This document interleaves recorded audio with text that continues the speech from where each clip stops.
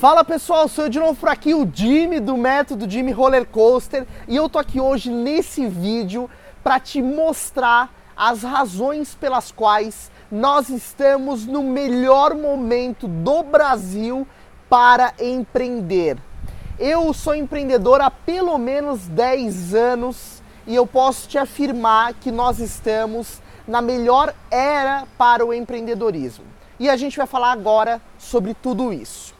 Primeiro ponto que é preciso deixar muito claro é que está acontecendo um movimento no Brasil, um movimento coletivo, mas não organizado, por pessoas que querem outras coisas para suas vidas, por pessoas que querem realizar coisas que estejam mais alinhadas com o propósito delas. E esse é o primeiro motivo pelo qual nós estamos num bom momento para empreender. Eu tenho percebido como a galera tem trocado ideias sobre fazer algo, dedicar-se a algo que esteja realmente alinhado com aquilo que a gente quer. Por muitos anos a vida das pessoas foi estagnada, né? Você talvez tenha aí na sua família os seus pais, avós, né? Eu tenho casos assim de pessoas que cumpriram uma carreira numa mesma empresa por longos anos. E isso vem deixando de acontecer com o passar do tempo, principalmente pelas mudanças de mercado, mas também pela insatisfação das pessoas em ficar fazendo a mesma coisa por muito tempo. E principalmente quando essa coisa não está alinhada com o chamado propósito, ou aquilo que elas realmente acreditam que faça sentido para a vida delas. Então, esse primeiro fato, que é essa consciência coletiva, já tem contribuído para o desenvolvimento de um mindset diferente nas pessoas, no sentido de, cara, eu não posso desperdiçar os meus anos de vida fazendo algo que eu não gosto, que não tem a ver comigo, só porque aquilo é o meu trabalho. E aí é que começam a surgir grandes oportunidades. Aliado a isso, né, a gente tem vivenciado aí uma onda gigantesca, tecnológica e inovadora de grandes empresas que tem causado uma disrupção, né? Tem causado uma ruptura no status quo dos serviços na sociedade. Então a gente tem visto aí aplicativos como o Uber, que revolucionou o transporte, o Airbnb, que tem revolucionado a hospedagem, aplicativos e empresas como a Yellow, né, que agora é Grow, que estão mudando a mobilidade urbana, e tudo isso rompe uma barreira de um status quo que estava mantido há muito tempo. Então, antigamente, se você precisava ir de um ponto A a um ponto B e não tinha o seu próprio carro e não queria ir de transporte coletivo, a solução para você era chamar um táxi.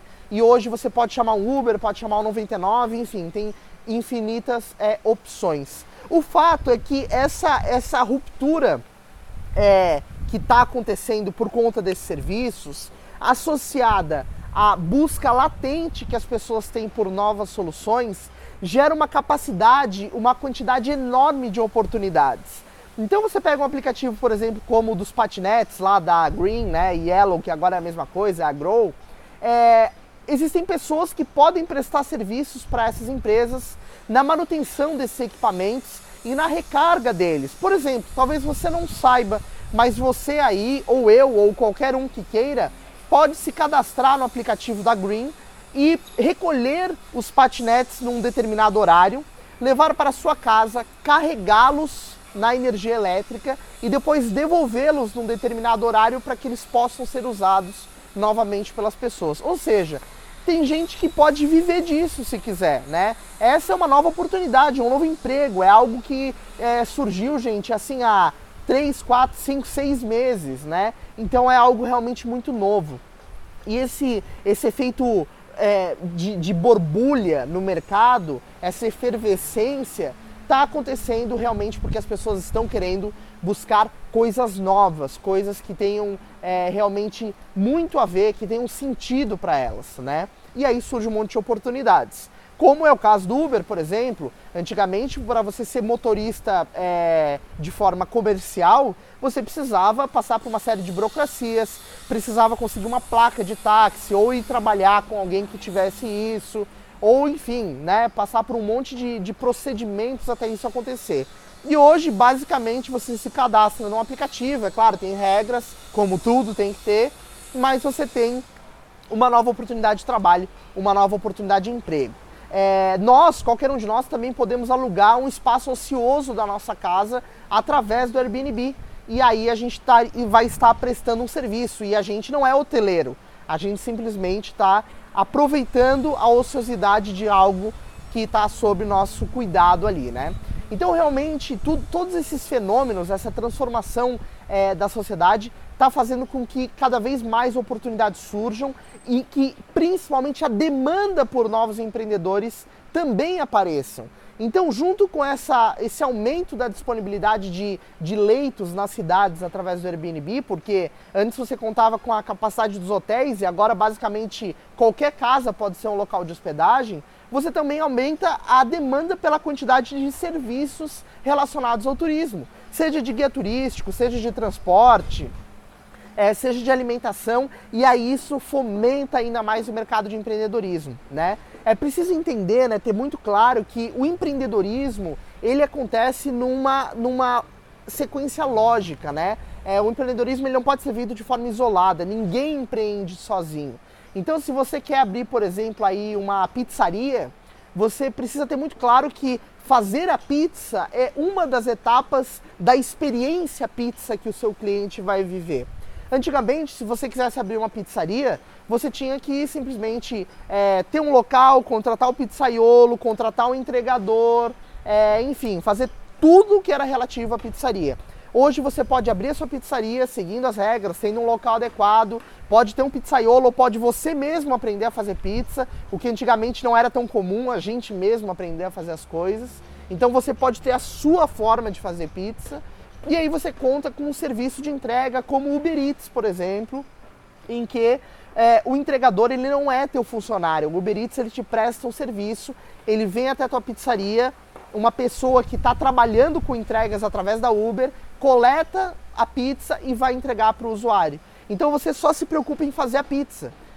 Tem alguém que dá sequência naquilo que é o teu trabalho, naquilo que é a atividade fim do teu empreendimento. O que eu quero dizer com isso? Que, basicamente, existe uma cadeia de serviços que foi construída e que está se estabelecendo, que abre uma série de oportunidades. Então, o cara que é entregador da Uber, né, ele está trabalhando como entregador para o Uber Eats. E você está ali com a sua pizzaria e vocês estão conectados, proporcionando a experiência pizza completa para o cliente que vai consumir de vocês.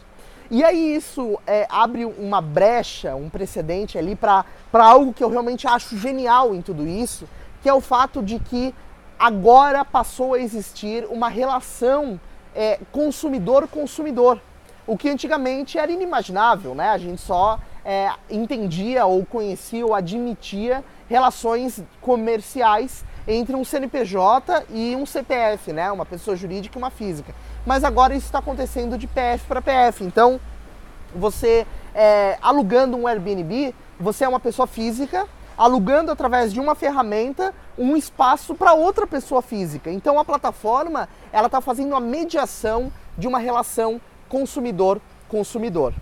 E aí isso puxa, é claro, de qualquer forma, todo o poder público. Isso demanda que o Estado, que as regulamentações, as leis, tenham que dar conta de entender como isso funciona e de tentar organizar tudo isso que está acontecendo. É claro, sem que isso barre a evolução. Até porque inovação, gente, eu vou falar sinceramente para vocês, ela não tem como ser barrada, não tem como frear a inovação. Ela é um fato dado, a gente tem que aprender a conviver e a entender as transformações que estão acontecendo.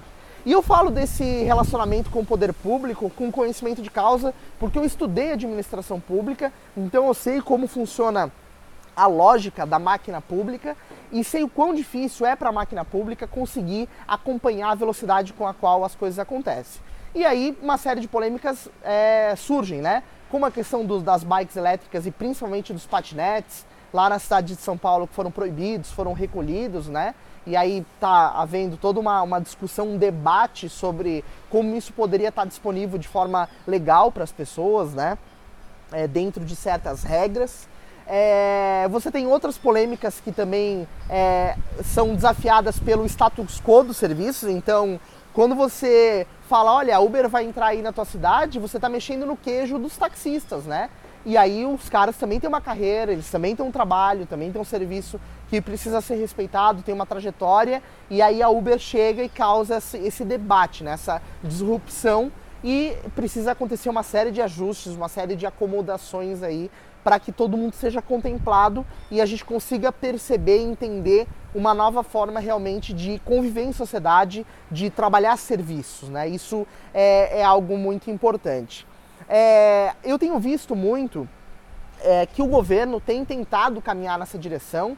Inclusive, recentemente foi sancionada a medida provisória da liberdade econômica, né? O decreto de liberdade econômica, que é a declaração de direitos de liberdade econômica, onde o governo estabelece uma série de diretrizes que facilitam o empreendedorismo, né? A gente sabe que no Brasil, até então, empreender sempre foi algo extremamente burocrático. Há pouco tempo surgiu a MEI, né? O microempreendedor individual, que foi uma forma de facilitar, na verdade, o empreendedorismo para a pessoa comum, que queria regulamentar, né? Que queria estar ali trabalhando de forma oficial, dentro de uma lei, e isso ajudou bastante empreendedores, tem ajudado ainda. E agora essa medida provisória que tem uma série de facilidades, como por exemplo o fato de você conseguir começar a operar o seu empreendimento sem necessariamente ter todas as liberações necessárias, né? Você começa a operar e depois vai dando entrada nas documentações e vai conseguindo essas aprovações. É claro que se você fizer alguma coisa errada também a consequência é muito mais dura, mas isso permite que você não tenha que esperar 6 meses, 1 ano para sair toda a documentação para começar a trabalhar. Você já pode fazer isso e ir tirando essa documentação em paralelo. Então, essas são demonstrações do governo de tentativa de ajudar o empreendedorismo a acontecer. Pelo menos é isso que eu prefiro interpretar e que eu acredito realmente que tem facilitado a vida do empreendedor no nosso país, né? Além disso, a gente também tem percebido uma melhora na expectativa econômica do país, né? A gente passou por momentos muito instáveis politicamente, ainda está em momentos instáveis, e independentemente de qualquer coisa, eu sinto que o país começa a caminhar para uma nova visão de atuação política, a sociedade muito mais presente, muito mais influente na política, o que tem gerado uma expectativa e uma sensação de confiança maior em investidores. Então, se você abre aí alguns veículos de finanças, como Valor Econômico, ou até portais externos, né, jornais externos como Financial Times e outros, você percebe que existe uma expectativa de investidores no Brasil no sentido de um ambiente mais estável para investimentos. É claro que ainda tem notícias negativas, a gente está muito longe de onde a gente quer chegar, mas esse olhar, essa nova visão a respeito do Brasil contribui muito para você aí que quer abrir uma MEI na tua cidade para vender docinhos finos. Cara, isso influencia em você. Esse é outro ponto. O empreendedor tem que entender que o que acontece no macro influencia o micro. Não é porque você é um empreendedor aí independente, que você, eu sou pequeno, isso não... Cara, tudo te influencia, a economia te influencia, porque é simplesmente um processo em cadeia. Então, se tem alguma regulamentação que afeta a extração e o cuidado com o gado leiteiro, por exemplo, e aí o leite fica mais caro, cara, isso vai chegar na prateleira e vai afetar você que faz docinho, não adianta. Tudo que acontece no macro, cedo ou tarde, afeta o microeconômico. Então você precisa ter isso muito, muito claro na sua cabeça. A gente também está vivendo um momento muito forte de uma globalização sem precedentes. Antigamente, as fronteiras geográficas e políticas dos países determinavam muito o que acontecia com eles, né? Então a gente não conseguia negociar e comprar coisas de outros lugares, a gente tinha toda uma série de barreiras geográficas e políticas que faziam com que cada país fosse muito independente, tivesse um contexto muito independente um do outro. E eu tenho percebido muito tempo, em nível global, visitando lugares, como o que é vendido no Brasil também é vendido nos países na Europa, também é vendido nos Estados Unidos, ou seja, como a nossa economia está muito unificada, a oferta de produtos está muito unificada. Então, sei lá, vamos pensar que um item, sei lá, aquele power bank, aquela caixinha para carregar celular, Você vai em qualquer lugar de centro de cidade no Brasil, nos Estados Unidos, na Europa, na Ásia, em qualquer lugar, tem alguém vendendo aquilo. Então é uma oferta igual, você é capaz de comprar o mesmo que foi fabricado na China em qualquer um desses lugares, né? Isso mostra como essa unificação econômica já está acontecendo. Não bastasse isso, a gente tem outras disrupções causadas por grandes players, como o Alibaba, né? Que o grupo Alibaba com o AliExpress, do qual você pode importar coisas diretamente da China. Você aí que está me assistindo pode ser um importador e pode comprar alguma coisa da China por $5 e vai chegar pelo correio em 15 dias na tua casa. Cara, imagina falar isso para alguém na década de 80. Olha, amigo, você vai comprar uma coisa da China, uma unidade por $5 e em 15 dias vai estar na tua casa. Isso é algo realmente, assim, impressionante. E eu tô falando de todas essas mudanças, gente, isso não aconteceu em 30 anos. Cara, há 5 anos isso não era assim. Há 10 anos isso não era assim. As coisas estão mudando muito rápido. É por isso que a oportunidade de empreender é agora que você tem que pegar a tua prancha, sair correndo e surfar essa onda. É o momento disso acontecer. A gente tem tido uma capacidade de acesso ao conhecimento muito fácil. Antigamente você precisava acessar alguma coisa, conhecer sobre um novo mercado para abrir um negócio, você não encontrava, o que tinha era a Barça na biblioteca municipal da tua cidade. Hoje você dá um Google em qualquer coisa e você aprende sobre aquilo, conteúdos de fontes seguras, de fontes confiáveis.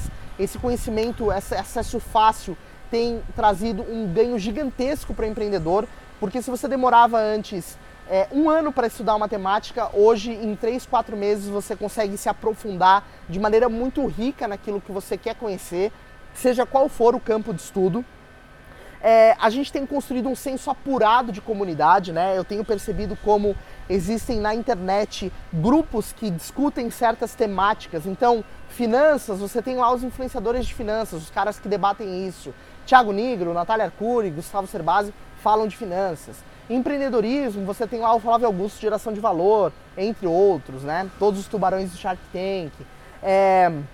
Culinária, você tem o Ana Maria Brog. Então, existem comunidades, a gente está com um senso de comunidade muito à flor da pele, no sentido de pessoas que se aproximam de pessoas que gostam de uma mesma coisa.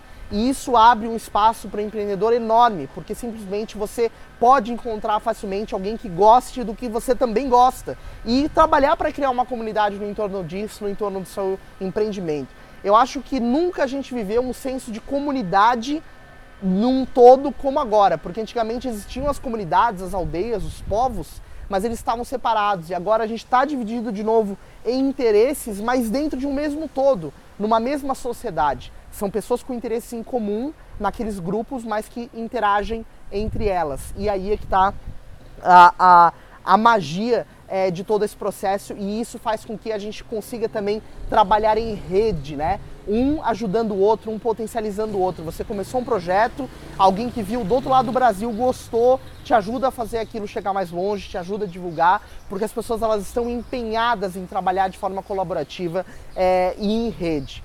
Um exemplo que eu gosto muito de usar, que está relacionado ao trabalho em rede, está relacionado à auto-organização, é o do Waze, né? Eu tenho percebido assim que a sociedade ela tem se autorregulado para muitas coisas, né? E o Waze é um exemplo disso. Você pega e traça uma rota daí da tua casa para o aeroporto da tua cidade, você tem ali o trânsito, e se o Waze entende que ele mandou muita gente por aquela rota, ele te dá rotas alternativas. Então, a tecnologia está regulando a forma como as pessoas se movimentam nas cidades. E isso é feito pelo trabalho em rede, porque tem alguém que saiu antes de você e isso gera um feedback para o Waze que diz que lá tem muito trânsito e ele te joga para outra rota para que você não pegue aquele trânsito. Então, sem saber, as pessoas estão ajudando umas às outras. É o trabalho em rede na essência, porque essa é a nova natureza da sociedade. Trabalhar de forma colaborativa e em rede.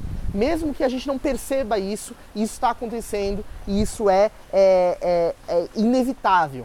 E eu quero passar para vocês a sensação de liberdade, na verdade, a realidade de liberdade que isso dá para o empreendedor. Empreender continua sendo desafiador, continua sendo algo que exige muita dedicação, mas está mais fácil, mais propício, o ambiente está mais pronto do que nunca para que você faça isso. Cara, tá tudo na mesa, é só você pegar as ferramentas gratuitas e fazer isso acontecer, sabe? A gente nunca teve num momento tão bom para isso, né?